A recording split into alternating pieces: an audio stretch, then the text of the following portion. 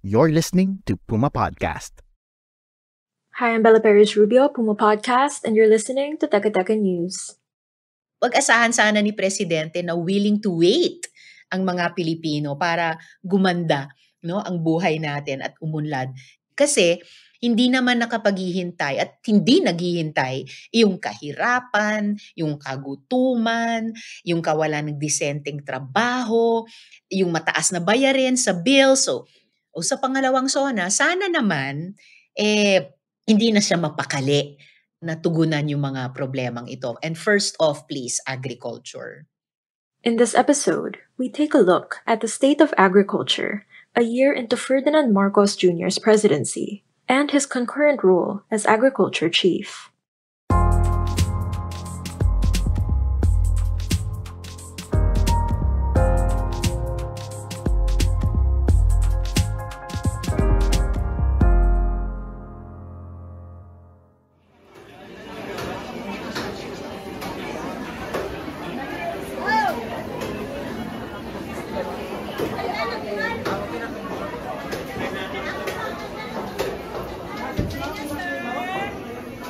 Pulse Asia survey conducted last June 2023 found that the rising cost of goods remains the top concern for 3 out of every 5, or 63% of Filipinos.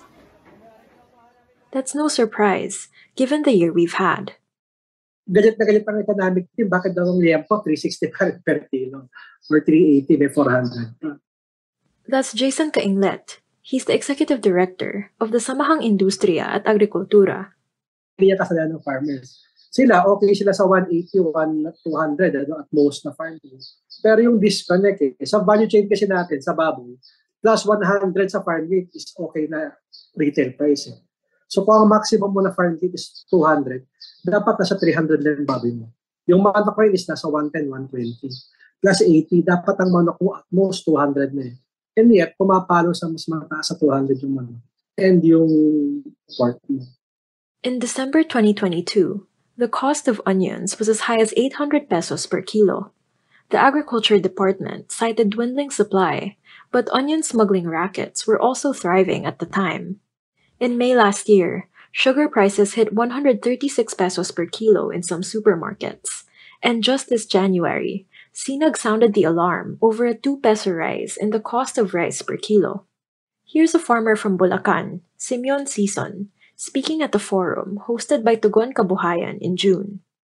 Matindi po ang impact ngayon sapagkat ngayon pa lang po hindi maikukuble yung pagtaas po ng 2 piso hanggang 3 piso ng presyo o ng halaga ng palay sa kasalukuyan. Hindi maitatago ng pamahalaan na wala tayong malaking short sa palay. Naitanong po sa akin ng mga ilang media kung ano raw ba epekto sa aming mga magsasaka ang importation.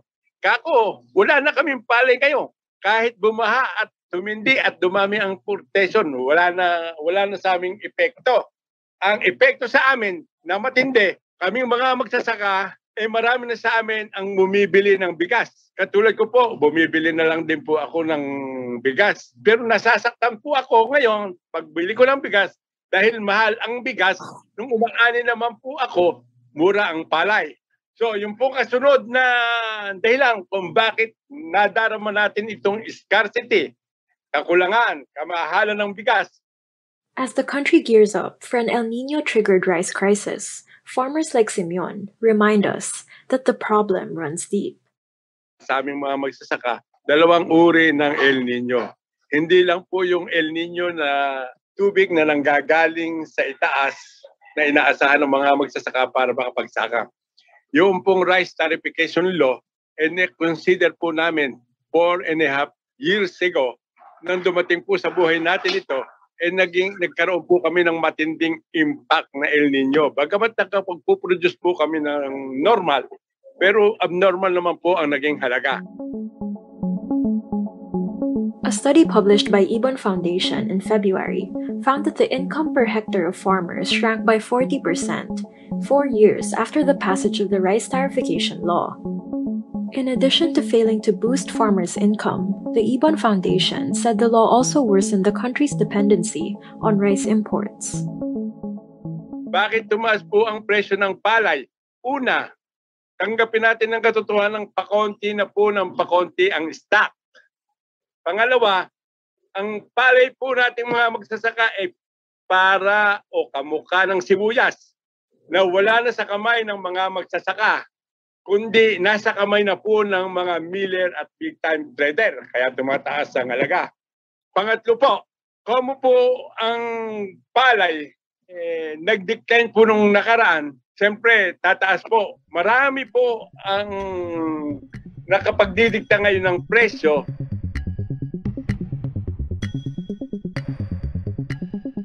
Let's just talk about smuggling. No? Lumala ang state-sponsored agricultural smuggling sa unang taon ng administrasyon niya. That's Senator Risa Hontiveros, a member of the Senate Agriculture Committee. Okay lang sana yung importasyon, lalo na kung tama yung timing, tapos sakto lang para punan yung kulang sa domestic production at supply natin. Pero hindi ganyan ang nangyari sa nakaraang taon. May mga nagpuslit ng imports sa panahon ng anihan. I mean, talk about a double whammy for our farmers and fisher folk. Tapos, sa halip na pinigilan itong mga nagpuslit, parang sinundo pa sila ng wangwang and literally, actually, hinatid, dumating sa Malacanang to take photos with the president. From August to September last 2022, the Senate Blue Ribbon Panel conducted hearings on the issuance of Sugar Order 4, which authorized the importation of some 300,000 metric tons of refined sugar. The controversial order was rescinded by President Marcos, who claims he never approved it in the first place. That same August, Agriculture Undersecretary Leocadio Sebastian was placed on preventive suspension, while 3 executives from the Sugar Regulatory Administration resigned. They were the 4 signatories on the order. The Senate was set to probe another large importation of sugar this year, but decided not to push through with the hearings when key officials failed to attend. It was Senator Hontiveros who raised the alarm over the irregularity of allowing just 3 importers to bring in some 440,000 metric tons of sugar, when usually, importers bring in sugar in increments of 10,000 to 20,000 metric tons. Here's what she said in February. Biruin nyo, 3 kumpanya, halos na handpicked pa ang pinayagan na mag-angkat ng asukal para sa buong bansa. Di ba kaduda-duda yan? Di ba sa ganyan nagsisimula ang kartel? Paano hindi mangangamoy government-sponsored smuggling yan? The senator also alleged that the 3 handpicked importers could be making up to 14 billion pesos in profits. May mga kumorner din ng sibuyas at saka asukal. Binili ng mura yung supply nitong mga negosyanteng malakas ang kape, tapos walang ibang pwedeng pumorma, no? Kaya wala ding ibang mapagbilihan. So it's the Filipino consumer who suffered as well. Despite how terrible the natural disasters have been, mas matindi pa yung kalamidad ng illegal at saka wrong timing na pag-aangkat. And in fact, ito yung nagpaatras ng pamumuhunan sa rural areas natin. At the time that we're looking at di umano attracting more domestic and foreign investment in our agriculture and fisheries. And if you look at the employment and unemployment data, my God, 600,000 rural jobs were shed. Agriculture, fisheries, forestry. Kahit pa pinadoble ni Presidente yung budget sa agrikultura. We'll pause here. We hear more from farmers and producers when we return.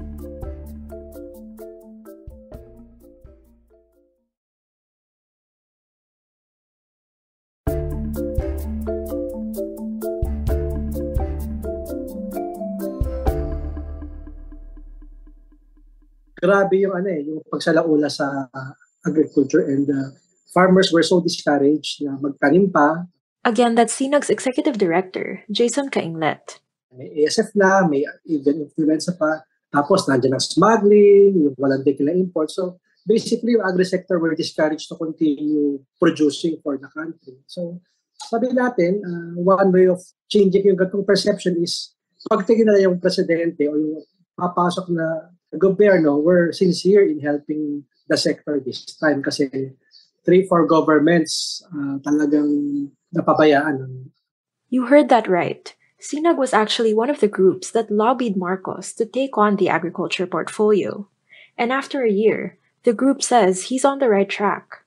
Ang tingin natin, yung marching order is clear. Ang marching order niya is we support local production, we support local producers this time, we only import when needed. So may mga ganun siyang statements nung inaugural and even SONA. But Jason admits the execution of those orders leaves something to be desired. Ang problema natin, sabi ko nga, it's either sinasadya, sinusuway siya, or somehow may lost in translation in how this would be implemented as a ground. Still, despite the issues we've discussed so far, Jason says there's been a noticeable and undeniable improvement for producers this past year. Yung taas ng presyo ng commodities, hindi siya actually problema ng agriculture. Problema siya ng structure natin. Ang producers kasi dalawa lang hinahanap niya para sabihin na okay ang gobyerno. Number one, kung ang gobyerno ay tumulong para mapababa yung cost of production niya. Ibig sabihin, gastos siya sa bukid, gastos siya sa babuyan, gastos siya sa manukan ay mapababa. Number two, mapataas yung farm gate. Ibig sabihin, yung benta niya ng palay, benta niya ng baboy na buhay, benta niya ng manok na buhay, benta niya ng gulay. For Sinag, the administration is delivering on both those metrics. Here are some concrete examples. For the past year, positive yung baba ng production cost and maganda yung farm gate, at least sa tatlong commodities, rice, corn, and would you believe onions. Yung onions, despite yung crisis noong December, nung ani ng farmers nung February, March, April, positive yung farm gate niya. Dati from 15 to 30 pesos per kilo. Ngayon, 50 to 80. Nag-100 pa hanggang ngayon.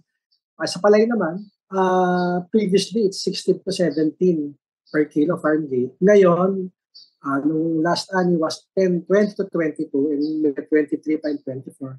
Sa corn, ganun din, nasa 22. So, may increase ng 5 pesos per kilo. But if things are getting better for producers, why are they getting worse for consumers? Of course, hindi lahat. Sa baboy, may struggle pa tayo sa mga economic managers kasi they insist on yung lowered tariff sa pork and chicken. And then, talagang unlimited imports. And yet, hindi bumababa ang presyo. Ganun yung saan across commodities, yung palay, yung farm gate ng pork, yung chicken, ng corn. Nandito siya, pero yung kita mo yung retail, despite yung unlimited imports, ang laki-laki pa rin. Mayroong disconnect between farm gate and retail price. And we're hoping na yung second year ng presidente, yun naman ang pagtutuunan niya. Beyond farm gate, marami ng regulatory agencies ang nandyan. Bakit may disconnect between farm gate and retail? Yun ang dapat isolve. That's where the controversies that we talked about at the top of this episode come in. Nandyan yung traders, biyaheros, may cartel man yan, sabi ng Pangulo, investigahan, may nag-hoard man dyan, may nagpo-profiteering. Kailangan siguro, and it's high time na habang siya pa rin ng secretary ng DA, talagang ma-address niya yung problema sa value chain ng agriculture. Calls are mounting for the president to appoint an agriculture secretary, but Sinag is hoping he'll stay on for at least 6 more months. Here's what they're hoping to see from him before he delegates the portfolio. Masustain lang yung thinking na it's local production naman, local producers naman. And meron kami isang concrete proposal sa president and we're hoping within the year magawa yon. No other president has done that, which is to establish yung first border facilities na kung saan you would combat both yung problems sa smuggling and problems sa food safety, even animal health. Kasi nga, bakit pumasok ang ASF? Bakit pumasok ang even influenza? Because napaka-porous ng borders natin. Wala tayong quarantine control. These are not endemic sa atin. Lahat ng agri-imports doon papasok. Para we can test them, we can check kung talagang walang misdeclaration, walang undervaluation. And second, I think yung condemnation ng mga may utang sa mga land reform beneficiaries, kahit sabihin na dyan kulang yan, hindi enough yan, at least yung gobyerno ngayon, naitulak yung condemnation ng mga utang ng ating mga agrarian and farm beneficiaries. But for Senator Risa Hontiveros, several other lawmakers and stakeholders, the sector is in urgent need of a full-time secretary who's an expert in the field. Masyadong laid back si Presidente. Walang sense of urgency, apparently, sa pagtugon sa mga pangunahing problema ng mga Pilipino. Of course, inflation, yung bilis ng pagtaas ng presyo ng pagkain at lahat-lahat na parang nasayang yung panahon itong unang taon. And that was today's episode of Teka Teka News. Again, I'm Bella Perez Rubio. This episode was edited by Pidoy Blanco. Our executive producer is Jill Caro, and our senior news editor is Veronica Uy. If you want to learn more about the President's concurrent role as Agriculture Chief, check out our episode from last week titled, Should Marcos Appoint an Agriculture Secretary Already? Follow Teka Teka News on your favorite podcast app or listen to us for free on YouTube. Thanks for listening.